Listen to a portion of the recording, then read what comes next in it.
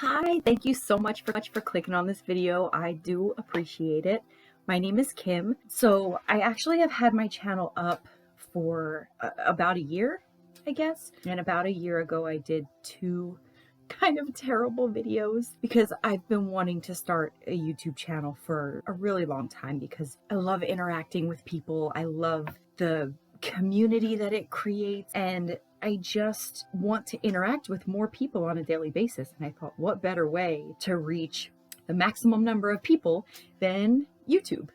But I didn't really have like a direction for my channel to go before. I just kind of was all over the place. I wanted to do something with like weight loss, but then there was like an anti-MLM aspect of it, and it just was really chaotic and didn't end up going anywhere. I didn't know what I wanted it to become, and I let it sit there. And the reason that I'm making this video today is because I figured out what I want this channel to focus on, and it's going in a direction that I didn't really expect, but it feels right. So I have been consuming a lot of true crime lately, as one does.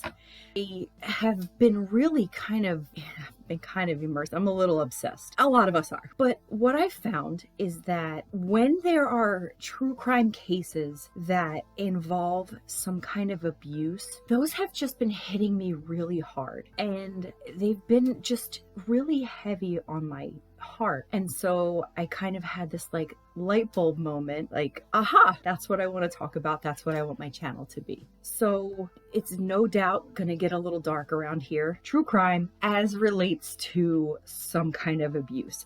And right away, you're probably thinking, shit, this sounds dark. And yes, yeah. My hope with this channel, or with this content, is that we can bring some awareness, some education. You know, I'm willing to do the research and get the information. How do we fix it? You know, how do we fix domestic violence? How do we fix child abuse? I don't know, but maybe together we can at least get the information out there. We can inform people. We can maybe come up with ideas on how do we spot these things, and when we do spot these things, what's the best way to help people? We can only do good here, right? I mean, nothing bad could come of this. If you hang in there with me and we have these conversations in the comments, and we share ideas and we share experiences, and we do the research, it can only help, because it's just so bad. It's so bad. And our justice system is not equipped to handle these types of things. I don't think that it's necessarily anyone's fault. I mean, I'm sure it's probably somebody's fault somewhere. The system is broken for sure, but it needs to be fixed. And it's lack of funding. You know, DHS can only do what they can do. And so, you know, the supervisors in DHS, or whatever your local Department of Human Services is called, CPS or whatever, they're not approving overtime, and the caseworkers already don't get paid nearly enough, in my opinion. Maybe we can make an impact. Maybe we can't. At least we can voice our frustrations and get it off of our chest. And that's my hope with this channel, is I just want to get the information out there. The true crime cases that are particularly grisly or involve some kind of abuse, my understanding is a lot of times those are not monetized. So I don't really have anything to gain here except to just bring awareness. And so I want to build this community as large as we can so that we can get this information out there. Hopefully help some people. We can maybe help someone see that they might be getting into a relationship with someone who could potentially be abusive. Or when we see, you know, a child that potentially is being harmed at home, how do we identify it? So that's the plan. That's the direction that we're going in. So two cases specifically have been really, really weighing very heavily on me. And so I want to talk about one of those today. And then the next video, we'll talk about the second one. And I've got an ever-growing list of cases for us to talk about where their fatality as a result of some kind of abuse. So the first one I want to talk about today is the case of Gabby, Petito, and Brian Laundrie. And the reason I chose this one to be the first that we talk about is because everyone's still pretty pissed off about it, and they should be. I know I am. I feel like we need to keep talking about it. And it's, everything is basically over now. It's November of 2021. So if you know about the case, or if you followed it at all, you know that everything is pretty much over for the most part. Both Gabby and Brian are no longer with us. But the reason that I want to talk about this, about a month and a half before Gabby's death, there was an incident that to me makes it very, very clear that there was absolutely some DV going on. And it seems like it had just been escalating. So what we're going to do is, I'm already getting frustrated. We haven't even started talking about it yet. And I'm already like, So what I'm going to do is I'm going to run through just the timeline of events from what we know. And then we're going to focus on one specific incident or one specific date that occurred that we all know about, but I think it's not been focused on as much as it probably should have. We've not learned enough from it, I guess is what I'm trying to say. I think that when we talk about that incident, we're gonna learn how to maybe hopefully spot a lot of those red flags. So we'll run through their timeline really quickly, then we'll focus on that particular date that I'm talking about. And then at the end of this video, we're also going to talk about some research that I did on how to tell, one, if you're in what could potentially end up being an abusive relationship, and two, the sort of characteristics of a narcissist. And that's going to be important when we talk about it later. So let's run through the timeline. Gabby Petito and Brian Laundrie were a couple in their early 20s. I've heard conflicting. I've heard that they were just boyfriend and girlfriend, but then I've also heard that they were engaged. So the couple decided that they wanted to take a cross-country trip and visit basically all of the state parks across the country. So back in June of 2021, Gabby and Brian, they were living in Florida. They decided to travel to New York to visit Gabby's family. And then they start their road trip. They leave in June. They go on their road trip. And it's important to note that throughout their trip, Gabby is regularly keeping in touch with her family. She's texting her mom or FaceTiming her mom often. They're constantly keeping in touch. It seems to me like they always know where Gabby is. They always know what state they're in and what park they're at and things like that. In addition to Gabby keeping up with, keeping in touch with her family, her mom especially, she also is vlogging their adventure, and she's, posting on Instagram and things like that. The point is, when they left in June, she was completely in touch with everyone. So fast forward to August 12th, and when you see me looking off camera, it's because I have notes over there. So we're going to fast forward to August 12th, because between June when they left New York and August 12th, everything had seemed fine. Everyone thought everything was fine. Nobody suspected that anything was odd that I am aware of. What had happened was Brian was driving. So they were in this van because they were living this van life. So they were literally living out of this van that Gabby owned. It's like just a big van. And Brian was driving on this day, and he got pulled over because he was driving pretty erratically. I think he hit a curb or something like that. And I think he was speeding. And so he got pulled over. Well, what had been happening was simultaneously some calls were coming into 911 that some people had witnessed a couple, a man and a woman, fighting on the sidewalk.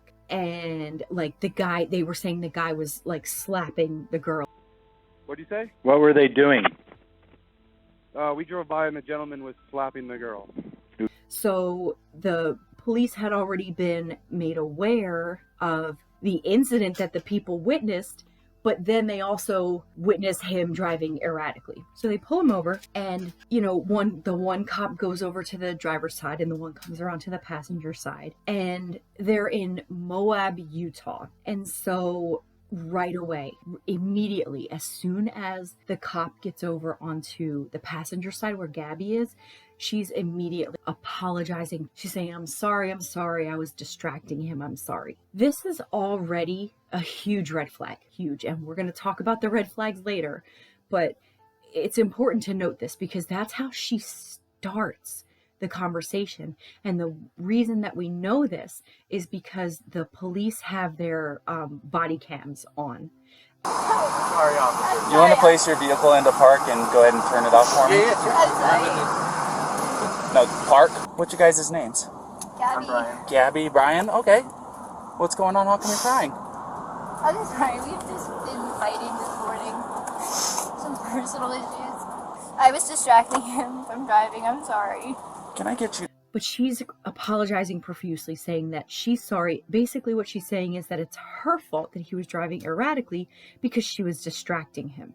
Anytime a person is apologizing on behalf of another person, or they're apologizing for someone else's behavior, red flags all day long. So those are the first words that she speaks to the police. So already I'm like, So they ask them to step out of the car and they kind of separate them a little bit. They take Gabby, away, kind of further back or whatever. They take Brian this way. So one cop is talking to Brian, one cop is talking to Gabby. And the differences in their demeanors, it's really telling because Gabby is she's obviously in distress. She is clearly very, very upset. It is absolutely heartbreaking to watch. It's a very, very hard video to watch because she's just so upset. You can tell she's just the sweetest little thing. You want to tell me what's going on? Yeah, I don't know. It's just, some days I have really bad OCD and Okay. I was just cleaning and straightening up the back of the van before and I was apologizing to him and saying, I'm sorry that I'm so mean because sometimes I have OCD and sometimes I just get really frustrated. Not like mean towards him, I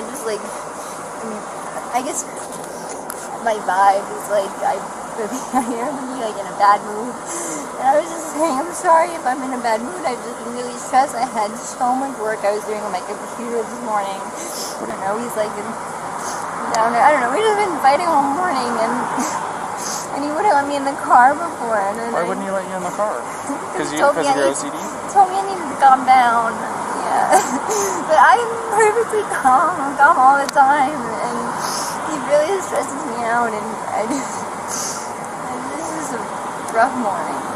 So the cop is, kind of questioning her, and she is just taking all the blame. She's saying that she was being mean to him, and I guess that morning she had been trying to clean up, and she was apologizing to him. Now, this is the story that she's telling. She was apologizing to him because she's saying, I'm sorry that sometimes I'm mean to you. I'm just frustrated, or she's talking about how she has anxiety and she's got OCD and things like that. And she really is taking the brunt of the blame for pretty much all the problems that they're having. In the meantime, Brian's over here talking to the other cop, laughing and smiling and just having a great old time. I'll say crisscross applesauce, but can I just sit in the shade because I'm bald?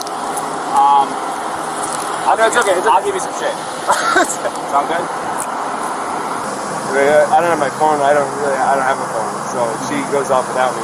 But I'm on my own.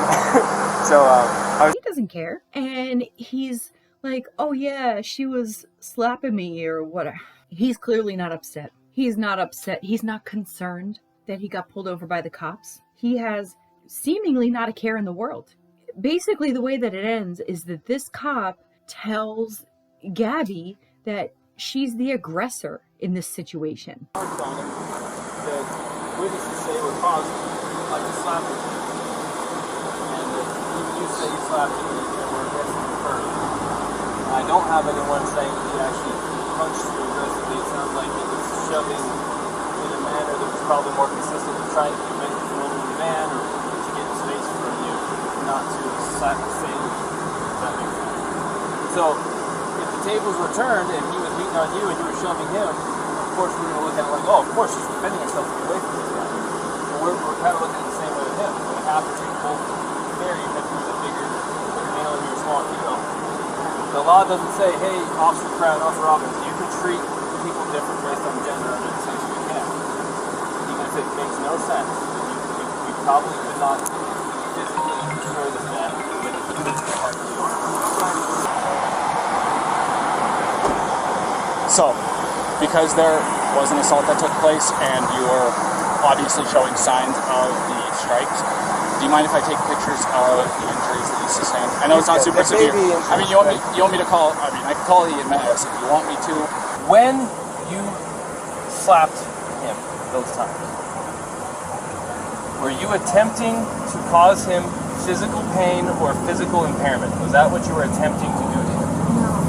What were you attempting to do? What was the reason behind the slapping and stuff? What was it you were attempting to accomplish by slapping? I was trying to get him to stop telling me something. She openly admitted to me earlier that she was striking him in the arm. Or he said that she was striking him in the arm. He said she was, and that's what caused him to hit the curb. I don't care if we use the actual letter of the law to not charge, but I also don't care because it literally does possibly make perfect sense to go full-on domestic assault and do the whole thing. This is your opportunity to make the decision. Another option is to not charge them but separate them for the night. If they find themselves together again, what is it to you? You separated them. You provided for his safety. If he doesn't have enough sense to stay away and you got him separated, it's on him. You can separate him and say, don't let us cool off till tomorrow. If they don't let it cool off and we hear about it, we'll hear about it. They're camping in the park tonight, we'll let you know. And if there's some fighting going on, you already was Mr. Nice Guy. You already gave him a chance. What you can't do by law is separate someone and say, if we hear from you again, we're going to arrest one of you. Because then if one of them really needs help, they may not call police and get help. So, this is what I'm going to do. I've decided I am not going to cite you for domestic violence battery, okay? It was only going to be a Class B misdemeanor. However, the domestic violence portion of it enhances it. Makes life a major pain in the butt, especially you're 22, right? So I'm choosing not to cite you today. So you are not going to be charged with anything. Which is just disgusting. The girl is so upset. And here this little shit is over here, laughing and having a good time. So the cops say, basically, that in a domestic incident such as this, it's protocol for them to separate the couple for the night. So they decide that Gabby is going to stay in the van and Brian's going to stay at a hotel for the night. Well, when the cop tells Gabby this, she loses it because she's like, please don't make us be separated. She's pleading with this police officer, please don't make us be separated. My anxiety's really, really bad. I can't spend the night separated from him. Normally we take people to jail, but he's trying to work it so you can just have the van. Tomorrow, I don't want to be separated. You can have anxiety? Yeah, no, we're a team, please. There's no, what is it? No, like, we're a team, please. It's gonna give me so much anxiety. Can we just have like a driving ticket? Okay, the very best thing I can do is call my supervisor and see if I'm missing something here. Because I'll pay any driving ticket, a parking ticket, anything. Okay, Gabby, If that'd be Gabby, better. try to calm down and I'm gonna go call a supervisor.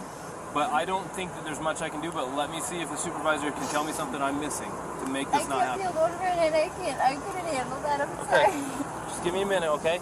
You don't have to... This is another huge red flag for me because clearly there's some kind of manipulation going on here. This young woman dropped everything because she wanted to do her dreams, right?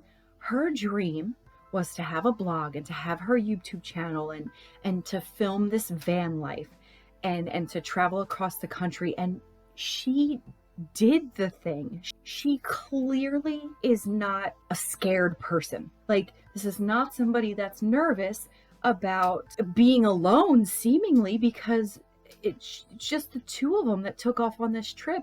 a very brave girl, in my opinion. And she doesn't strike me as the kind of person that has to depend on somebody so much. So the way that she reacts when the cop tells her they're gonna separate them for the night, it's just so telling. Ultimately, the rules are the rules. They separate them for the night. So Brian goes to stay in a hotel and Gabby stays in the van. So that's how that day ended. And again, that was August 12th.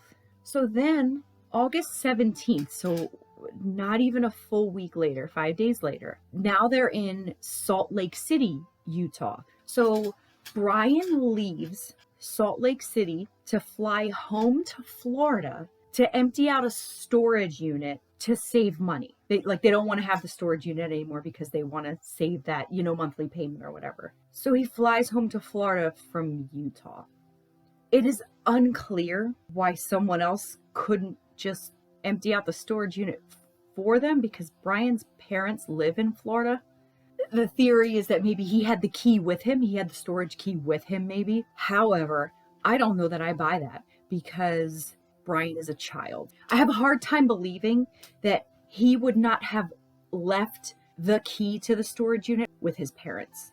I feel like there's more behind it, but it's, we're just speculating at this point because we'll never know. So that's August 17th. He flies home on a plane from Salt Lake City, Utah to Florida to empty out the storage unit. He's gone for like 5 days. He leaves Gabby in Salt Lake City. She's by herself. So now the question becomes, why on August 12th, when they got pulled over, that whole incident happened, they were going to separate them for a night, one night, and Gabby freaked out. But then on August 17th, we're okay when Brian leaves, Gabby stays. He's gone for like 5 days and she has to stay behind by herself. My theory, now listen, I'm not a professional. There is no science behind this. This is only my opinions. I think that the problem on that August 12th, when we had that incident on August 12th, the reason that Gabby had such a huge problem with them potentially being separated for the night was because they had already been fighting. So one of the things we know about these abusive relationships is that the abuser is so manipulative, and just what ends up happening is the partner who's being abused is so concerned with disappointing the person, or it's just the manipulation is just so deep and so strong. So I think during that incident on August 12th, because they had been fighting all day, the tensions are high, and now she's thinking, oh my God, he's going to be really disappointed. He's going to be really mad at me. Even more so, it's going to make it 10 times worse if we have to split up for the night. I can't afford for it to get any worse. But I feel like probably on this August 17th date, when he flies out to go home to Florida, they probably were getting along. Maybe that day and even the day before, they probably were getting along okay. And again, that's just my speculation. But that's probably why at that time it was okay for him to leave, because there wasn't anything to lose, if that makes sense at that point, because they probably weren't fighting. I hope that makes sense. I hope I'm explaining it right, but that's just my theory as to why she freaked out in Moab, but didn't freak out when he left for 5 days from Salt Lake City. That's my theory. So August 23rd, Brian comes back to Salt Lake City after emptying out the storage unit. He comes back to rejoin Gabby. The next day, August 24th, Gabby tells her mom that they're leaving Utah and they're going to Wyoming to the Teton National Park. The next day, August 25th, that is the last confirmed communication that Gabby has with her mom. And what I mean by confirmed is that was the last time that Gabby's mom was sure that that message came from Gabby herself and not just from her phone, if that makes sense. There were 2 suspicious messages, like 2 suspicious texts that were sent to Gabby's mom from Gabby's phone. Nobody believes that Gabby sent either one of them, but I can't remember which was on which date, so I apologize for that. But one of the text messages said just simply no signal in Yosemite. That's it. But like the punctuation's weird. There's like a comma somewhere where it shouldn't be. And then the second suspicious text just said something like, can you help Stan? I keep getting his calls and voicemails. And it turns out Gabby's grandfather's name is Stan. And so the thought is that it was referring to her grandfather.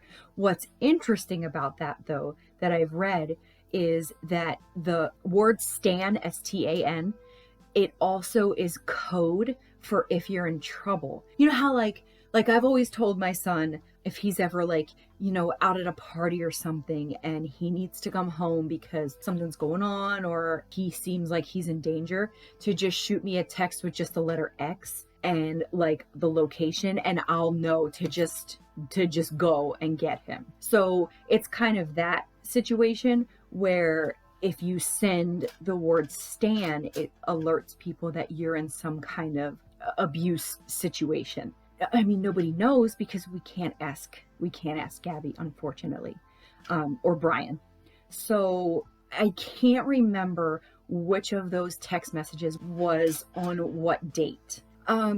So August 27th, in addition to one of the weird texts coming through on that date, I believe, it was reported that there were some people that were at a restaurant, and this has been disputed by some people that work at the restaurant, so we'll take this with a grain of salt.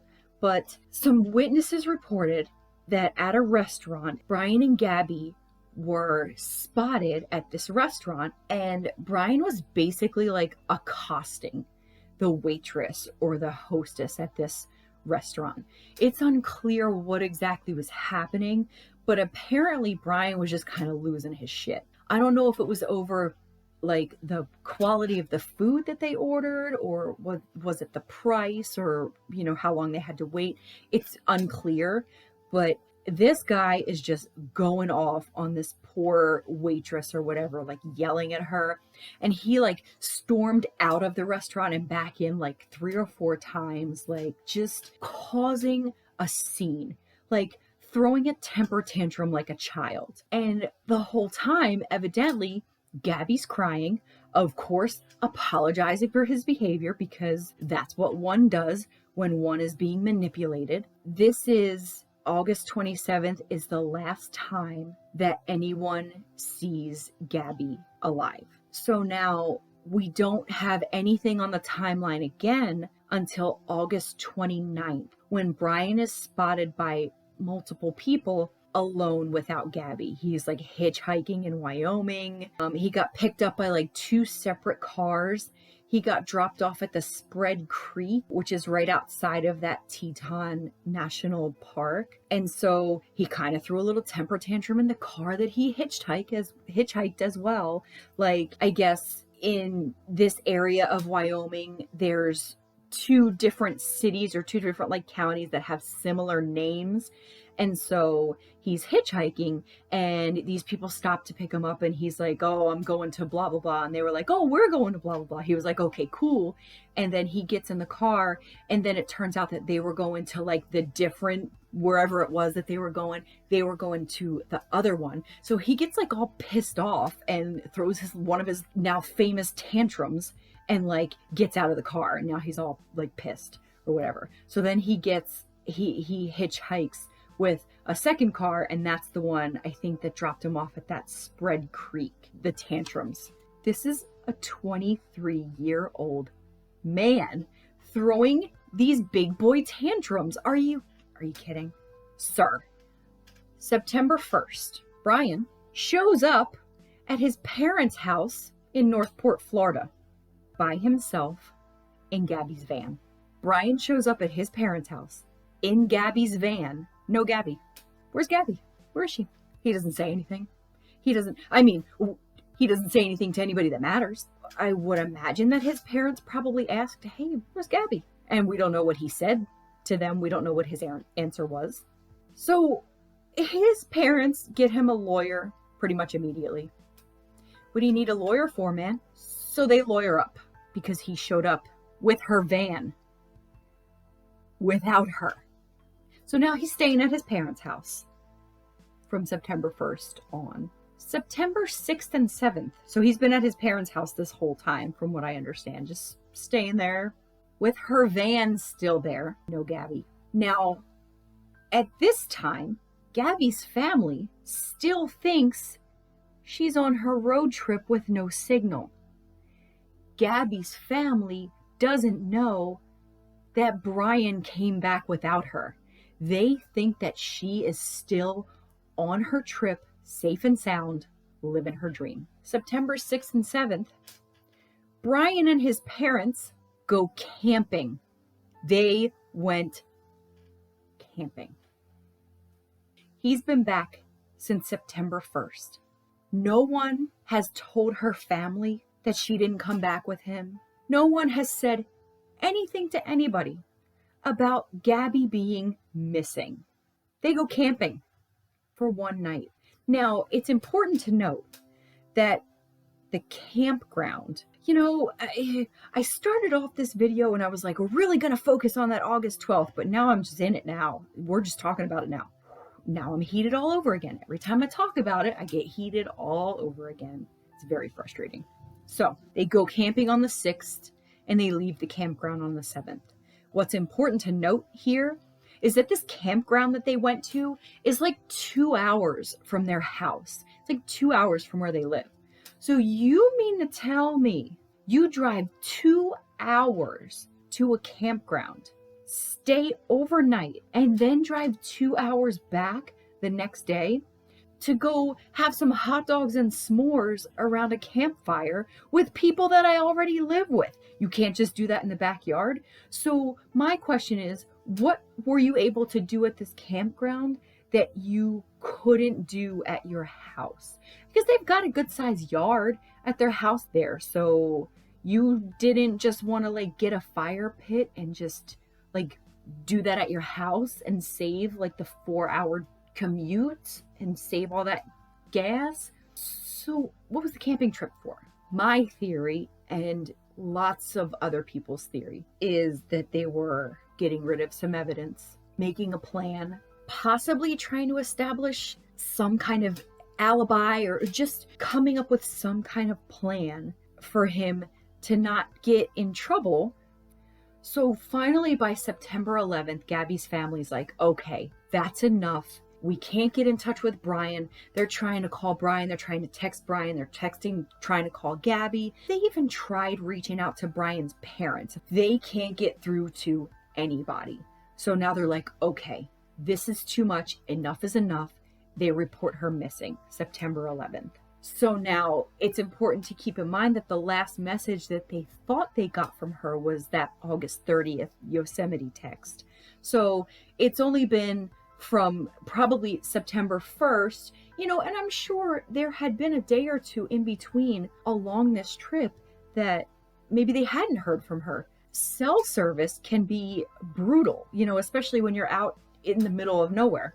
So they probably, a day or two, maybe even 3 days, probably seemed normal. So when September 1st, 2nd, 3rd goes by, they're starting to get uneasy. But as we're approaching September 11th, they're really like, okay, something is wrong. Let's try to reach out to Brian. Let's try to reach out to his parents. Nothing. Silence. They're being left on red by the Laundries. Like, hey, what's going on? Is everything okay? Blah, blah, blah, blah, blah. Nothing. So they report Gabby missing. The cops go to the Laundrie's house and find Brian there. They find Gabby's van there. Now, at this point, for me, there have already been some red flags. I mean, come on.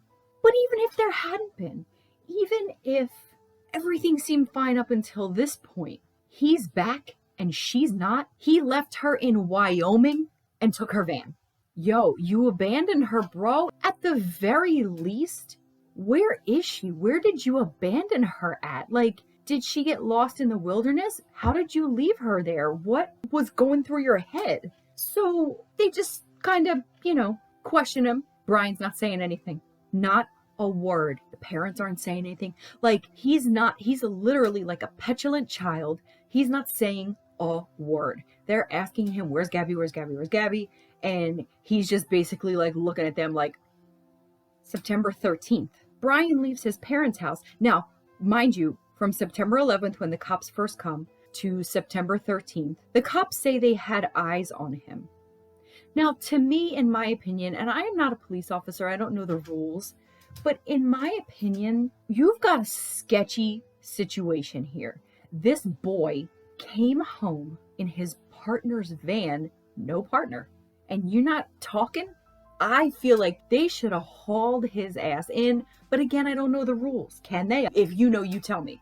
So they say they have eyes on him. They say they're watching him. Later, it would come out, they saw him leave in the family's silver Mustang, but then the next day, they see the Mustang return to the house. They think that they see Brian get out of the Mustang, and so they're like, oh, okay, cool, he's back. Turns out it was his mom. So what had happened was he left in the Mustang to go on his little hike. He went to the Carlton Reserve in Florida, and that's, my understanding is, it's only about 4 miles from where he was staying with his parents. So he leaves in the Mustang to go on a hike, and then the next day, the 14th, his parents leave the house in the dad's red truck, I think. The dad comes back home in the red truck. The Mustang comes back home. They think it's Brian driving the Mustang, but it's not. It's Brian's mom. Now, I'm not, they say, oh, they resemble each other. Brian resembles his mom. This woman is like 50 something years old. She's got to be all of like 5'4", maybe. And she's a woman. She has a woman's body, as opposed to Brian, who is like a string bean. What? They say because she was wearing a ball cap. She was wearing a ball cap. So they thought it was Brian. So they thought they had seen him come back. They thought he was back from his little hike. He wasn't. So then, that's September 13th. And 13th, he leaves for his hike. 14th, the car comes back. Now, the question is, how did the parents know to go pick up the car, right? Like, if my son went out and I hadn't heard from him, he might be lost, I don't know. Why would I take away his only means of transportation? He's gonna come back to the car. Like, if he did get lost, he's gonna try to make his way back to his car, back to the road. That's common sense. I mean, it's common sense, right? Like, why would you take his only means of transportation away? It's suspicious for sure, but you know, they did it. September 16th, now Gabby's family has gotten an attorney because now they reported her missing on the 11th, and then they find out Brian's back, her van's back, she's not back, he's not talking. They've lawyered up. You know, the Laundrie family has lawyered up. They're like, where is Gabby? So now they've gotten their own lawyer, rightfully so. And the lawyer goes on TV, on like this news briefing, and he reads a letter that Gabby's parents have written to the Laundries, pleading with the Laundries, please just tell us where Gabby is. We just need to find her. Please help us. Still, the Laundries aren't talking. September 17th, the Laundrie family reports Brian missing. They say he's been missing and they haven't heard from him since he left on his hike on the 13th. So now he's been gone for 4 days. September 19th. So sad. Up until September 19th, the question was, where is Gabby? Everyone was hoping for the best, thinking some of the theories were that maybe Brian and Gabby got into an argument, into a fight, and she, took a walk to kind of cool off. Maybe she got lost, out in the wilderness or something like that. And he, being the gentleman that he is, just left her there. Like, that was, quite honestly, that was the hope, was that she just got left behind. Maybe her phone is dead. She's not had a way to communicate, blah, blah, blah. But On September 19th, a tragic end because Gabby's body was found. Heartbreaking. And they did identify her pretty much immediately, which I'm sure was so painful for her family, but such a relief at the same time to just know we found her, we can bring her home. You know what I mean? But it's so sad. So September 23rd, an arrest warrant is issued for Brian. And it's not for Gabby's death. It's because he had used Gabby's debit card sick. So he leaves her in Wyoming, takes her van, and decides that he's going to help himself to $1,000 from her bank account. So they issued an arrest warrant for that. Disgusting. On October 12th, they did announce the cause of death for Gabby was strangulation. What I have learned, this could be triggering, and I apologize in advance. From what I understand in the research that I've done, dying of strangulation can take 4 to 5 minutes. So she had 4 to 5 minutes to look into the eyes of the person that was supposed to love her, the person that was supposed to have her back, person that was supposed to protect her. I can only imagine what was going through this poor baby's mind while this was happening. It is so devastating. And then on October 20th, the story comes to an end because Brian's remains were found at the Carlton Reserve where he had gone for his hike. So let's circle back to that August 12th incident when they got pulled over. The reason that I want to do that is because I've done some research.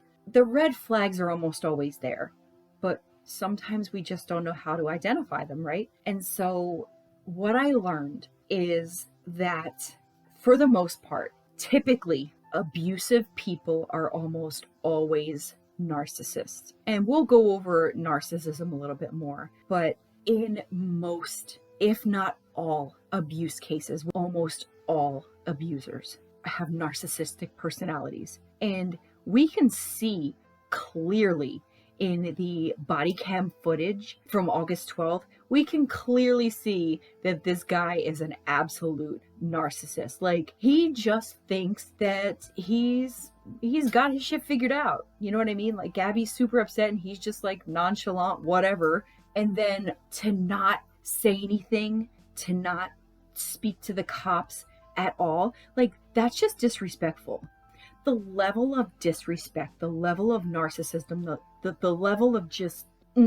So that's what I learned. I learned that basically what it comes down to is all abusers are narcissists, but not all narcissists are abusers. Kind of like that whole all thumbs are fingers, but not all fingers are thumbs kind of thing. So if you've got a narcissist in your life, that does not mean that they are going to be abusive towards somebody. It does mean that they're probably going to be difficult to get along with, because a narcissist is a whole different breed of person. I mean, the things that I've learned. Let's get into it. If you are involved with a narcissist, or you just know somebody that fits some of these qualifications, you might have a narcissist. So do they love bomb? Especially in the early stages of the relationship. We all know what love bombing is. I mean, they just shower you with compliments and attention and blah, blah, blah, blah, blah. What they're doing is they are winning you over so that you basically fall in love with them, because it's easier to manipulate you that way. So that love bombing in the beginning, and see, that's... I feel like we all kind of do that when we first start a relationship, right? I mean, we're all nicer to people when we first meet them than we are, 10 years down the road. That's just human nature. But it seems like when it's kind of excessive, like one of those, he seems too good to be true. He probably is. Yeah. You know the drill. Do they hog conversations or always talk about their accomplishments? I did this, I do that, I'm capable of this. Brian Laundrie did this all the time, always bragging about how he's such a good, camper. I don't know. He's so good at camping. He's good at like survivalist stuff or like surviving in nature. So he would always like brag about that and things like that. Do they ever engage in conversation about you? Or do they always kind of try to swing it back around to talking about them? You know, they might ask you a question about yourself, and then somehow it always turns back around and becomes about them again. Do they need a lot of praise? They always want you to tell them how great they are. They'll kind of put other people down to kind of lift themselves up. Do they lack empathy? This guy he has no empathy at all. It doesn't even seem like he has a sense of wrong. It doesn't. Gabby's family was pleading with this boy. Please just tell us where Gabby is. He did not care. He didn't care. No empathy at all. None. Doesn't care about the emotions of others at all. Ever. Do they have very few or no friends? Brian has been said to have been kind of an odd duck. It's confusing to me how he and Gabby even got together. I'm not sure what their like origin story is. I don't know. How did he score somebody like Gabby? I don't know. There had to be some manipulation even just way in the beginning. You know, I'm sure they had a lot. It seems like they had a lot in common. You know, they enjoyed the same things. They both wanted to do this van life thing, and they both enjoyed the outdoors, and I'm sure they had a lot in common, and that's probably what maybe helped it along. I don't know how this guy got this girl, honestly. I really don't. But it has definitely been said that he's kind of odd. I've heard him described as creepy. I've heard people say, you know, he never really had any friends. He was just kind of a loner, blah, blah, blah. So he definitely fits this mold for sure. And this aspect of narcissism can also, because they don't have friends really, or they don't really like go out and experience things, it also can put you in a situation where they get mad when you do have friends or when you want to go out and have a good time with someone else besides them. And that had happened with Brian and Gabby as well. Gabby's best friend had told a story the one night they were going to go, like Gabby and Rose were going to go out, and Brian had like taking Gabby's ID from her so that she couldn't go to the place that they were going to go to, because he probably, I guess, was mad that she wanted to, or I don't know if he was mad that she had friends or that she was going out without him or whatever the case is, but that's typical narcissist behavior. They pick at you, put you down, kind of tease you, with the goal being to kind of lower your self-esteem so that they can feel powerful over you. It seems like Brian did this to Gabby quite a bit. In the body cam footage, she mentions to the cops that, you know, she's trying to get her blog going and he doesn't believe that she can do it. He doesn't believe in her, blah, blah, blah. So there was probably quite a bit of this putting her down and telling her her dreams are stupid and things like that. Gaslighting or manipulating you, trying to distort your reality. This is when you find yourself apologizing to this person often for things that they're making you perceive are wrong. It's just a manipulation tactic. You feel like everything you do is wrong. You just start to feel like you're worthless. You can't do anything right. And you make excuses for their behavior. We've seen all of these things with Gabby and Brian. They're hesitant to commit to you. Now, this one's interesting. It was unclear to me whether they were boyfriend and girlfriend or if they were engaged, because I had heard both. But one story I did hear was that they were dating, they got engaged, and then they broke off the engagement and kept just dating. I've not been able to verify that, and I only heard it once, but it's an interesting thing to note, because one of the things that a narcissist does is they're hesitant to commit because they want the benefits of being your partner, but they want to be able to keep their head on a swivel. You know what I mean? Like, they want you to be committed to them. They want all the benefits of you being their partner, their person, but they want to have their cake and eat it too. They want to be able to still continue to make sure that there's nothing better out there. So the whole, they were dating and then they were engaged and then they called off the engagement again. It's just interesting. They never apologize. They're always right. Even when they're wrong, they're always right. And if they do get proven wrong, they're not going to apologize for it. If they do something wrong, they're not going to apologize for it. Even small things like they show up late when you've got plans. They stand you up. They don't call when they say they're gonna. They cancel important things, stuff like that. We've definitely seen this from Brian because he, in my opinion, and this is just alleged, this is just my opinion, in my opinion, he killed that poor girl. And not only was he not willing to even tell her family where her body was, but never apologized for it, certainly, never admitted that he did anything wrong. Gross. Do they panic when you try to leave them? This can lead to those kind of off again, on again relationships. They panic when you want to leave them, but they're free to leave anytime they want because in their opinion, that's just what they deserve. Do they lash out when you do leave because their ego is bruised and, nothing's ever their fault?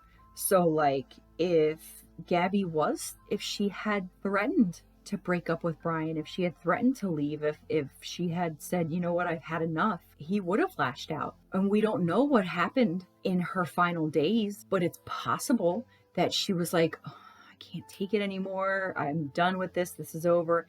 Is that what caused him to lash out? We don't know. Unfortunately, I don't think we'll ever know. It could be. I did get this. I'll link it below, but I did get this information on narcissistic behavior or narcissistic personalities from healthline.com. I will link it below in case you want to read the full thing. But I did also get what I want to go over next is some signs of a narcissistic personality. Now, again, as I said earlier, just because a person is a narcissist does not mean that they're a bad person, and it certainly does not have to mean that they're going to be abusive. However, it is very important to be able to spot these things.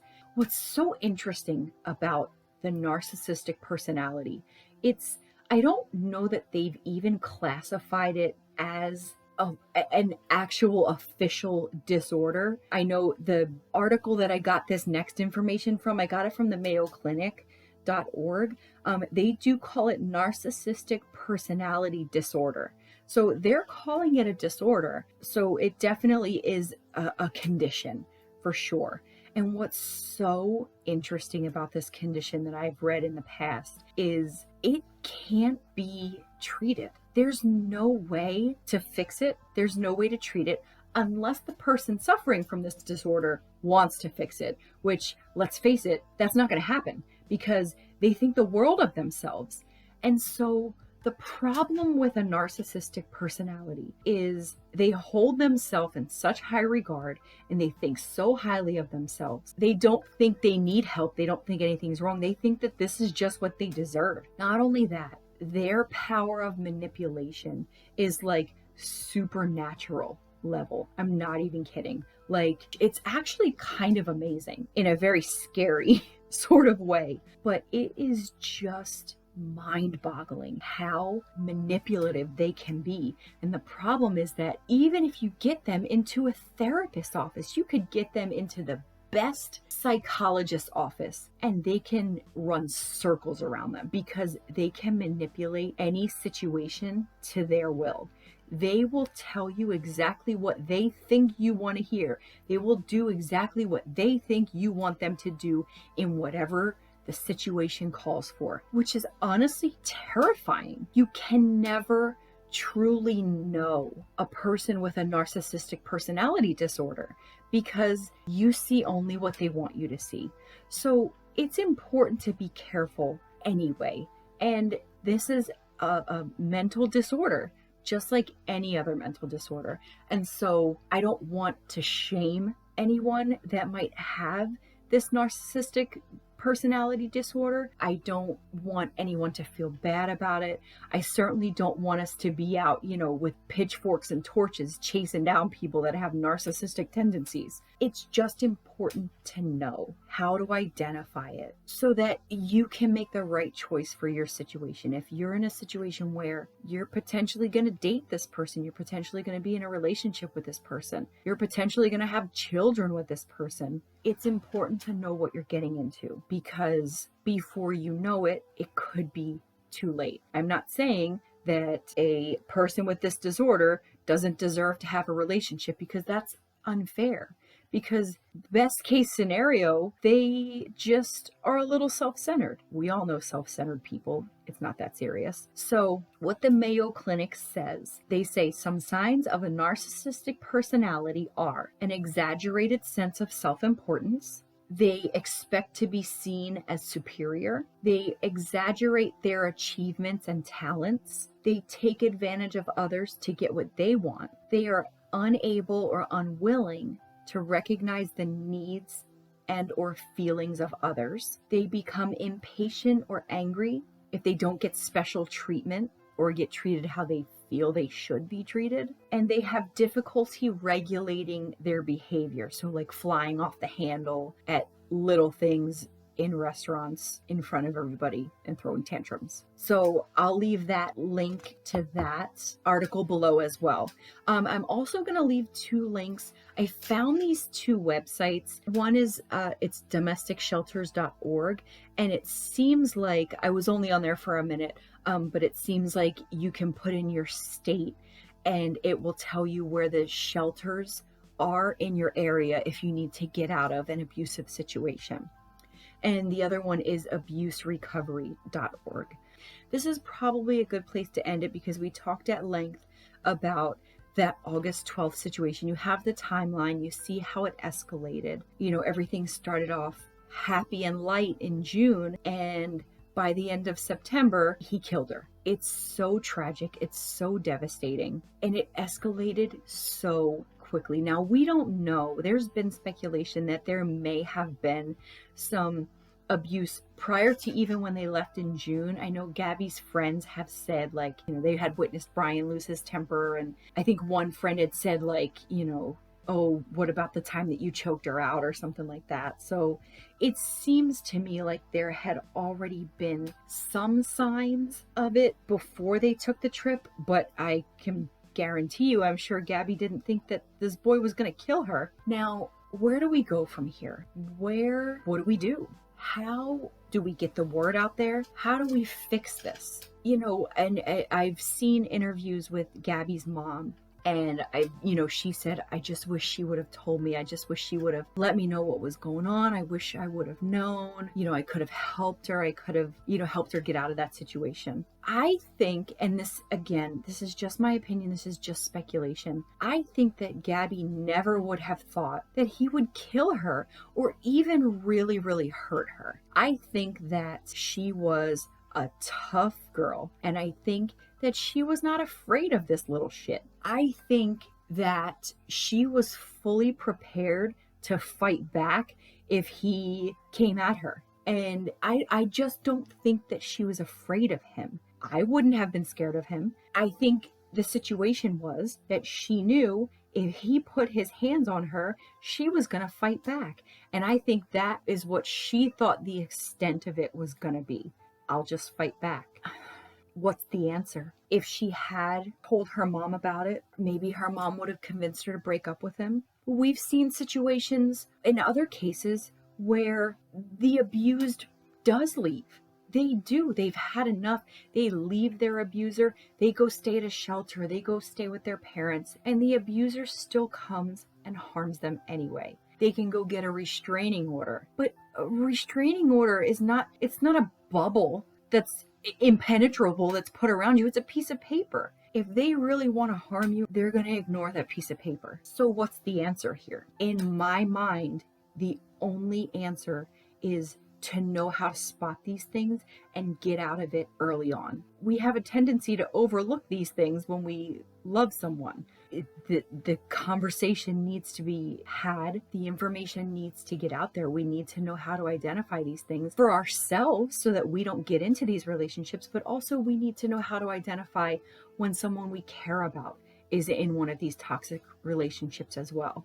So hopefully these articles in the list that I've read off can help us at least be able to start identifying these things and start to try to get people the help that they need to get them out of these terrible relationships before something tragic like this happens.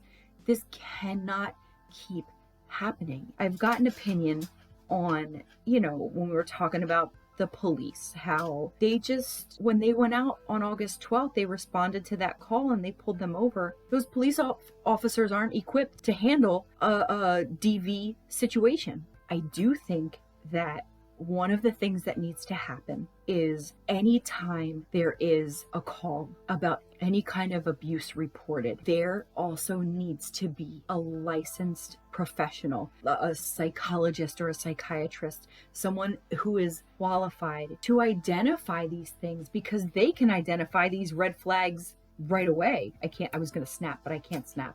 So it just makes a rubbing sound. But they can identify these things. They see these red flags and they're like, whoa, something's wrong. If there had been a professional that went to that scene, they would have saw what we saw, and maybe things would have been different.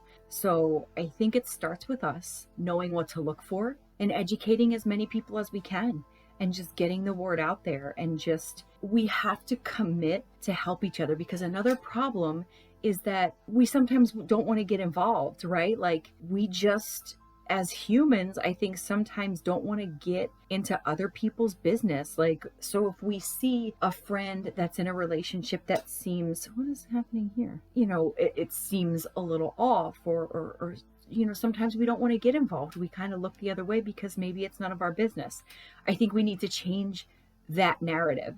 I think that it needs to become common for us to point it out and say, hey, this is wrong. The way that this person is treating you is wrong. You need out of this relationship. We need to communicate more. We do need to start getting involved in other people's shit, unfortunately. So hopefully this video has been educational.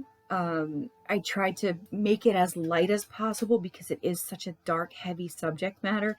So I tried to lighten it up where I can while still, being respectful. Hopefully I accomplished that. Hopefully you found the information useful. Again, I'll link all of the information that I got, I'll link it below. And hopefully you will subscribe, hit the subscribe button if you want more content like this. Please go ahead and like this video. It's going to help the channel grow, because the more people that we have tuning into these videos, the more information we can get out there, the more people we can educate, and the more people know what to look out for their own relationships and for their loved ones. So please feel free to share this video with anyone that you think might benefit from it. Share this information, and I will see you guys on the next one.